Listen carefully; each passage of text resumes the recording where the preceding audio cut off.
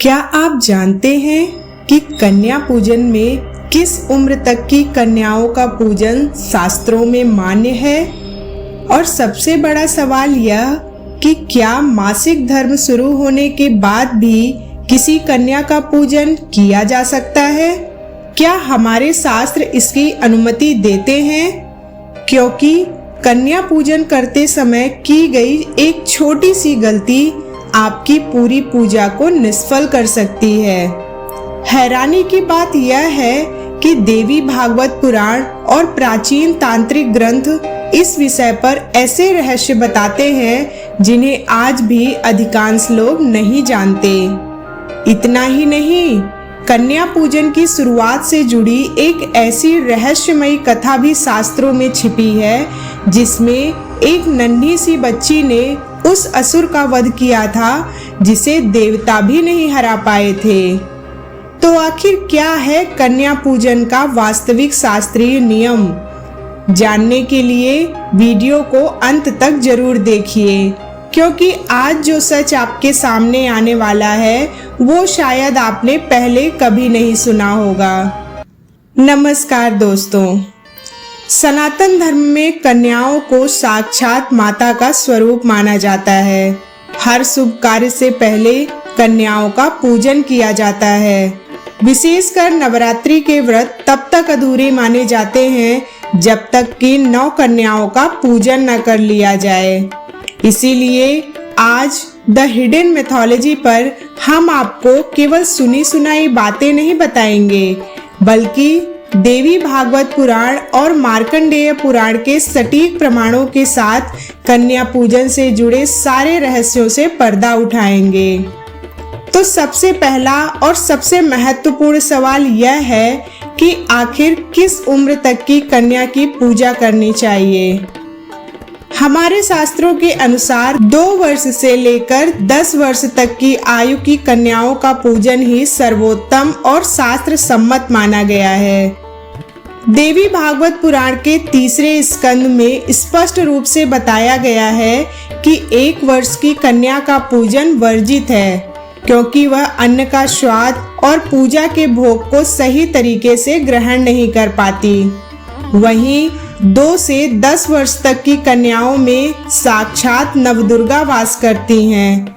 शास्त्रों में हर एक उम्र की कन्या को एक विशेष नाम और देवी का स्वरूप दिया गया है और उनके पूजन का फल भी अलग होता है। शास्त्रों के अनुसार 2 वर्ष की बच्ची कुमारी कहलाती है। इनका पूजन करने से घर से दरिद्रता का नाश होता है और शत्रुओं पर विजय मिलती है। 3 साल की कन्या को त्रिमूर्ति माना गया है। इनकी पूजा से घर में धन धान्य का आगमन होता है और आयु बढ़ती है। 4 साल की बच्ची को कल्याणी का रूप माना जाता है। इनका पूजन परिवार के कल्याण और सुख समृद्धि के लिए किया जाता है। 5 साल की कन्या रोहिणी कहलाती है। इनकी पूजा करने से व्यक्ति के जीवन से सभी प्रकार के असाध्य रोग दूर हो जाते हैं। 6 साल की बच्ची कालिका का स्वरूप है। इनकी पूजा से विद्या, बुद्धि और राजयोग की प्राप्ति होती है। 7 साल की कन्या को चंडिका कहा जाता है। इनकी पूजा से ऐश्वर्य और मुकदमों या विवादों में विजय मिलती है। 8 साल की बच्ची सांभवी का रूप है। उनका पूजन करने से सारे दुखों का अंत होता है और अटके हुए काम बन जाते हैं। 9 साल की कन्या को साक्षात दुर्गा का स्वरूप माना गया है। इनकी पूजा करने से कठिन साधना सफल होती है और मोक्ष का मार्ग प्रशस्त होता है। 10 साल की बेटी को सुभद्रा का रूप माना जाता है। इनका पूजन जीवन की सभी मनोकामनाओं को पूर्ण करने वाला होता है। 10 वर्ष के बाद कन्या को गौरी या रोहिणी की सीमाओं से बाहर माना जाता है और वह शास्त्र सम्मत रूप से इस विशिष्ट कुमारी पूजन के दायरे में नहीं आती है। अब आते हैं आज के सबसे बड़े और संवेदनशील विषय पर। क्या मासिक धर्म शुरू होने के बाद भी कन्या का पूजन किया जा सकता है?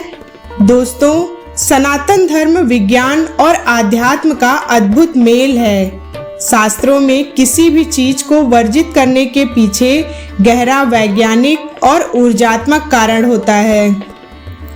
देवी भागवत पुराण और तंत्रिका ग्रंथों के अनुसार मासिक धर्म शुरू होने के बाद कन्या को कुमारी नहीं माना जाता, वह रजस्वला की श्रेणी में आ जाती है। सनातन धर्म में मासिक धर्म को कोई पाप या अपवित्रता नहीं माना गया है, बल्कि इसे सृष्टि के निर्माण की एक अत्यंत पवित्र और रचनात्मक ऊर्जा माना गया है। कन्या पूजन के दौरान हम जिस देवी ऊर्जा का आह्वान करते हैं वह बाल भाव यानी परम निर्दोषता और अविकसित काम ऊर्जा से जुड़ी होती है। जब किसी बेटी को मासिक धर्म शुरू होता है तो उसके शरीर के भीतर चक्रों की ऊर्जा बदल जाती है, उसकी कुंडलिनी शक्ति और सृजन शक्ति जागृत हो जाती है। वह स्वयं एक पूर्ण जननी यानी माता बनने की दिशा में अग्रसर हो जाती है। चूंकि कन्या पूजन में कुमारी की उपासना का विधान है, इसीलिए मासिक धर्म शुरू होने के बाद लड़कियों का कन्या पूजन के रूप में पैर छूना या उनकी कुमारी रूप में पूजा करना शास्त्रों में वर्जित बताया गया है। लेकिन रुकिए, इसका मतलब यह बिल्कुल नहीं है कि उनका सम्मान कम हो जाता है। हमारे शास्त्रों में स्पष्ट लिखा है कि मासिक धर्म के बाद वे बेटियां साक्षात माता का रूप ले लेती हैं। उनका आदर और सत्कार मातृशक्ति के रूप में किया जाना चाहिए, ना कि कुमारी के रूप में। इसीलिए नवरात्रि के कन्या पूजन में केवल 10 वर्ष तक की या जब तक मासिक धर्म शुरू ना हुआ हो उन्हीं कन्याओं को बिठाया जाना चाहिए। चलिए अब आपको लेकर चलते हैं पुराणों के उस पन्ने पर जहां इस परंपरा की शुरुआत की एक बेहद रहस्यमयी और दिव्य कथा छिपी है। रुद्रयामल तंत्र और कथा सरित सागर के कुछ प्रसंगों में इस कथा का वर्णन आता है। इस कथा के अनुसार प्राचीन काल में कालासुर नाम का एक अत्यंत शक्तिशाली और भयानक असुर था। उसने ब्रह्मा जी की घोर तपस्या करके एक ऐसा वरदान प्राप्त कर लिया था जिससे वह लगभग अमर हो गया था। वरदान यह था कि उसे कोई भी पुरुष, देवता, अस्त्र शस्त्र और यहाँ तक कि कोई भी वयस्क स्त्री भी नहीं मार सकती थी। अपनी इस शक्ति के मद में चूर होकर कालासुर ने तीनों लोकों में हाहाकार मचा दिया। उसने देवताओं को स्वर्ग से निकाल दिया और संतों ऋषियों का वध करने लगा। सभी देवता त्राहि त्राहि करते हुए भगवान शिव और आदि गुरु ब्रह्मा जी के पास पहुँचे। तब ब्रह्मा जी ने देवताओं को याद दिलाया कि कालासुर को केवल एक अविवाहित और निश्चल कुमारी कन्या ही मार सकती है, क्योंकि एक छोटी बच्ची के भीतर वासना और अहंकार शून्य होता है और साक्षात आदि शक्ति उसके भीतर बिना किसी बाधा के पूर्ण रूप से प्रकट हो सकती है। देवताओं की सामूहिक प्रार्थना पर महामाया आदि शक्ति ने 1, 2 से 3 वर्ष की अत्यंत सुंदर और मासूम बच्ची का रूप धारण किया। जब कालासुर ने उस छोटी सी बच्ची को देखा तो वह हंसने लगा। उसने सोचा कि यह नन्ही सी बच्ची मेरा क्या बिगाड़ लेगी। लेकिन जैसे ही कालासुर उस बच्ची पर झपटा, उस नन्ही कन्या ने साक्षात महादुर्गा का रौद्र रूप धारण कर लिया। उस दिव्य बच्ची ने अपने नन्हे पैरों के एक ही प्रहार से कालासुर की छाती को चीर दिया और उसका वध कर दिया। इस अद्भुत और चमत्कारिक घटना के बाद देवताओं ने कृतज्ञता प्रकट करने के लिए उस कन्या के चरणों को धोया, उसे दिव्य 56 भोग लगाए, चुनरी ओढ़ाई और उसकी आरती उतारी। और यहीं से नवरात्रि में कन्या पूजन की दिव्य परंपरा की शुरुआत हुई। शास्त्रों में केवल कन्याओं को भोजन कराने को ही कन्या पूजन नहीं कहा गया है। यदि आप इन नियमों का पालन नहीं करते तो पूजा निष्फल हो सकती है। प्रथम नियम के अनुसार कन्या पूजन तब तक पूरा नहीं माना जाता जब तक 9 कन्याओं के साथ कम से कम 1 या 2 छोटे लड़कों को भोजन न कराया जाए। इन लड़कों को बटुक या भैरव का रूप माना जाता है, क्योंकि भगवान शिव के बिना शक्ति की पूजा अधूरी मानी जाती है। दूसरे नियम के अनुसार हमारे देवी पुराण में स्पष्ट लिखा है कि कन्या पूजन में किसी भी प्रकार का जाति भेद नहीं होना चाहिए। हर वर्ग और समाज की बेटी साक्षात माँ दुर्गा का स्वरूप है। तीसरे नियम के अनुसार कन्याओं के घर में आते ही सबसे पहले उनके पैरों को जल या दूध से अपने हाथों से धोएं। इससे आपके पितृदोष और पापों का नाश होता है।